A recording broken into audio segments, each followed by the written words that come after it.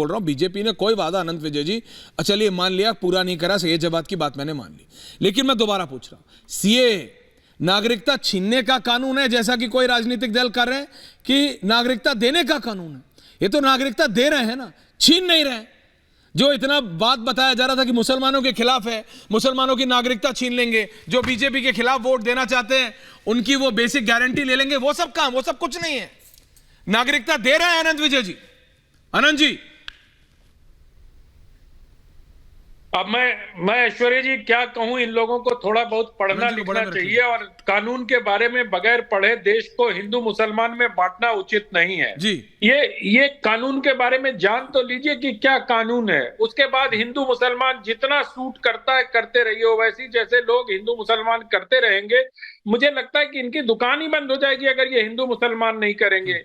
अगर आप ये क्या स्वस्थ राजनीति की ओर देश को ले जाने के बजाय आप लोग हिंदू मुसलमान में करने वाले, सीए में किसकी नागरिकता जा रही है ये कोई बता दे मुझे। किसी ने कानून को नोटिफाई होने के पहले पढ़ा है, देखा है? कौन कह रहा है कि उसमें कानून दिया जा रहा है, जबकि गृह मंत्री, प्रधानमंत्री, सरकार के तमाम मंत्री ये बात कह चुके हैं कि ये कानून नागरिकता देने के लिए, लेने के लिए नहीं। और स्पष्ट रूप से 3 देशों के 6 माइनॉरिटीज के बारे में ये नोटिफिकेशन तो इसमें क्या दिक्कत क्या है? कहां मुसलमान भाइयों को कोई दिक्कत हो रही है? कौन उनसे कागज मांग रहा है? बेवजह का भ्रम फैलाया जा रहा है। जितने प्रकार के आप देखेंगे इकोसिस्टम में औजार हो सकते हैं, ऑल दैट ब्रीथ एक डॉक्यूमेंट्री आया था, उसमें भी ये बात कही जा रही है कि अरे तुम्हारे कागज मांग लिए जाएंगे, तुम्हें बाहर कर दिया जाएगा।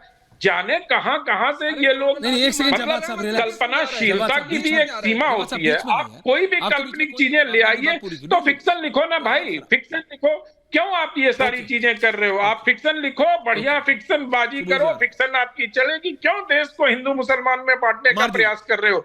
2 समुदाय जो एकदम अच्छे से रह रहे हैं, शांति। बिल्कुल अनंत विजय जी। और उत्तर प्रदेश के मुख्यमंत्री योगी आदित्यनाथ का रिएक्शन आया, बोला सीए लागू होने का निर्णय ऐतिहासिक है। मैं जरा रिजवी साहब और सुबुई जी के पास जा रहा हूं। रिजवी जी बताइए, ये किसी की नागरिकता ले थोड़ी रहा है, ये उनको दे रहा है जिन्होंने, जिन शरणार्थियों ने नागरिकता मांगी। तो उससे जो ये कहा जा रहा था कि बीजेपी के खिलाफ जो वोट करेंगे उनकी नागरिकता चली जाएगी, वो गलत था, सरासर गलत है। नहीं, देखिए ऐसा है कि ऐश्वर्या जी, ये बिल्कुल आप सही कह रहे हैं। जो बयान आ रहा है वो बिल्कुल यही आ रहा है, गृह मंत्री भी यही समझाने की कोशिश कर रहे हैं और हम भी यही समझने की कोशिश कर रहे हैं। लेकिन आप बताइए कि आसाम में एनआरसी हो गई, वहाँ पे 28-30 लाख ऐसे लोग हैं जो अपनी शहरियत साबित नहीं कर पाए। उनमें से 20 लाख के करीब बताया जाता है कि वो गैर मुस्लिम हैं और 8 से 10 लाख जो है मुस्लिम हैं।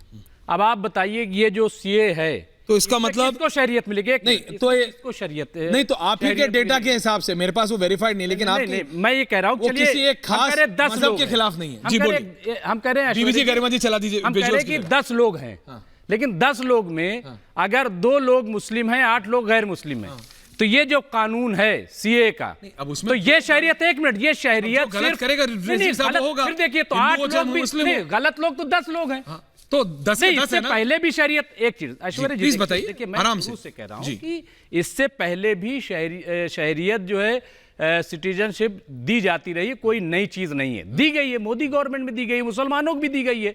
लेकिन ये जो पूरा बनाया जा रहा है, मैं उस पर बात कर रहा हूं कि ये जो सीए है ये एनआरसी के लिए है, और ये आसाम में जब क्राइसिस पैदा हुई तब ये चीज सामने आई, नंबर 1। नंबर 2, जहां तक बार बार ऐलान किया जा रहा है, भाई कौन मुखालफत कर रहा है?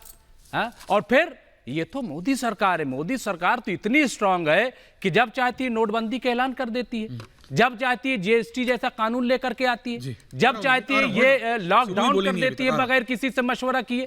तो इसलिए इस सरकार तो कानून ही बन गया है, तो लागू करने में लागू कर रहा हूं लागू कर दिया। सुबुई multi please, multi, thank you Aishwarya. अभी मुमताज जी ने एक बात कही, आदिल हसन जी आ रहा हूं। जी, मुमताज जी ने एक बात कही कि असम में कुछ लोग अपनी नागरिकता साबित नहीं कर पाए, जिसमें मुसलमान भी हैं, हिंदू भी हैं। तो ये बात तो स्पष्ट हो गई, मैं कह रहा था कि ये बात नागरिक होने की और ना नागरिक होने का मुद्दा है, हिंदू या मुसलमान होने का नहीं है।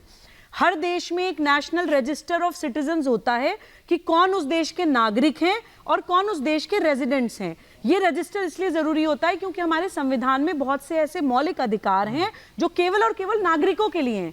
आज जो है बहुत सारे घुसपैठिए, बहुत सारे इम्पोस्टर्स फर्जी आधार आईडी कार्ड्स बना के हमारे देश में नागरिक बन के रहने लगते हैं और हमारे भाई बहनों के हक को वो लोग खा जाते हैं और हमारा बच्चा बेचारा बेरोजगार घूमता रहता है। जवाद जीत को बेरोजगारी की चिंता थी ना, तो आपकी बेरोजगारी की चिंता का भी समाधान हो जाएगा। भारत के बच्चों को रोजगार मिलेगा जो बहुत सारे इम्पोस्टर्स खा जाते हैं।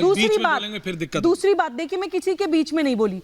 दूसरी बात, जब देश का विभाजन हुआ ऐश्वर्या, नेहरू लियाकत पैक्ट हुआ कि भाई जो पाकिस्तान में जो अल्पसंख्यक हिंदू रह गए हैं उनके साथ अगर कुछ बुरा हो तो आप उनकी रक्षा कीजिएगा। जो भारत में मुसलमान रह गए हैं उनको हम अल्पसंख्यक का दर्जा देते हैं, उनके साथ कुछ बुरा ना हो इसकी गारंटी हम लेते हैं। अच्छा। भारत ने तो उस वादे को निभाया। 10% मुसलमान थे, आज 15% हो गए हैं। 20-30 करोड़ हैं 140 करोड़ में से, लेकिन फिर भी आज भी अल्पसंख्यक कहलाते हैं और सारी सुख सुविधाएं, फैसिलिटीज, सब्सिडीज, पॉलिसी सब कुछ अल्पसंख्यकवाद के नाम पर उनको मिलती हैं। लेकिन वहां इसके उलट पाकिस्तान में क्या हुआ? 22% पॉपुलेशन मात्र 2% रह गई है। फोर्सफुल कन्वर्जन्स होते हैं, बहन बेटियों के साथ दुष्कर्म होता है। वो लोग जिनको एक बेसिक जीने का अधिकार भी नहीं मिल रहा और एक कानून, एक पैक्ट कह चुका था कि उनको वो अधिकार मिलना है। सबसे पहला मेरा सवाल ये है कि अगर भारत में मुसलमान को अल्पसंख्यक होने के नाते प्रोटेक्शन मिलता है, इसके बावजूद कि मुसलमान अल्पसंख्यक नहीं है तब भी उसको प्रोटेक्शन मिलता है, तो पाकिस्तान, बांग्लादेश और अफगानिस्तान में अगर कुछ ऐसे फंसे हुए लोग हैं बेचारे माइनॉरिटीज जिनके साथ बुरा हो रहा है, तो वही अल्पसंख्यक के अधिकार उनको क्यों ना मिले? क्या है? आपका कोई अधिकार? आदिल जी, अधिकार अपनी जगह है, लेकिन वही अधिकार किसी दूसरे को क्यों ना मिले? Point taken. सुबू जी, आदिल जी के पास जा रहा हूं। AIMIM के प्रवक्ता हैं, पटना से जुड़े हुए हैं आदिल हसन जी। आपके नेता असाउद्दीन साहब कह रहे हैं वो सबको दोबारा कॉल कर रहे हैं कि सड़कों पे उतरिए। किस लिए आदिल जी, किस लिए? सीए नागरिकता दे रहा है, ले नहीं रहा है किसी से।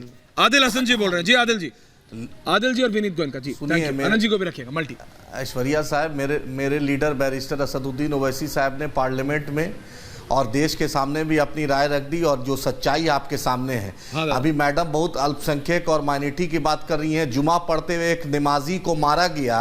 अगर एक तरफ कांवरिया को आप फूल बरसाते हैं, एक तरफ महाशिवरात्रि के चलते आप डाइवर्ट करते हैं रूट और उस पर कोई कार्रवाई नहीं होती है और उस पर आपको तरस नहीं आता है। उस पर आपको तरस नहीं आता है कि उसको एक नमाजी को पढ़ते हुए किस तरीके से उसने सब इंस्पेक्टर ने लात चलाया। क्या यही भारत के संविधान? मेरे बाप दादा ने देश की आजादी के लिए इसीलिए जान दी थी।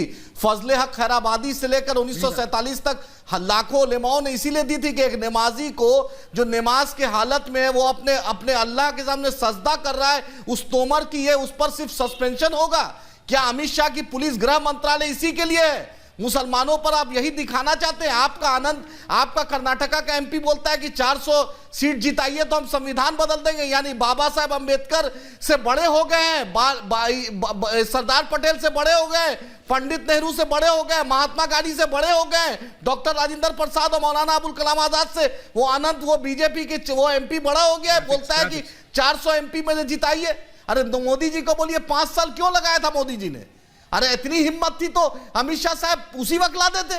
चुनाव के वक्त क्यों जुमला देते हैं? कभी नाम बदलते हैं, अब तो जुमला गारंटी में बदल गया है। पहले जुमला था, अब गारंटी में बदल गया। ये तो समझ में नहीं आता है। रेलवे का भी वही झंडा दिखाएंगे, टनल का भी वही झंडा दिखाएंगे, रोड का भी वही झंडा दिखाएंगे। अगर जनता फिर भी उनको चुने तो आपको क्या दिक्कत है? अपने आप को आदिल जी, दिक्कत आपको है कि बीजेपी के नेताओं को मौका नहीं मिल रहा है। ये तो बहुत अमेजिंग है। AIMIM के लोगों को इसकी चिंता है कि बीजेपी के दूसरे नेता क्या कर रहे हैं। देखिए, विपक्ष की फ्रस्ट्रेशन, विनीत जी मैं समझता हूं। आदिल भाई वापस आऊंगा।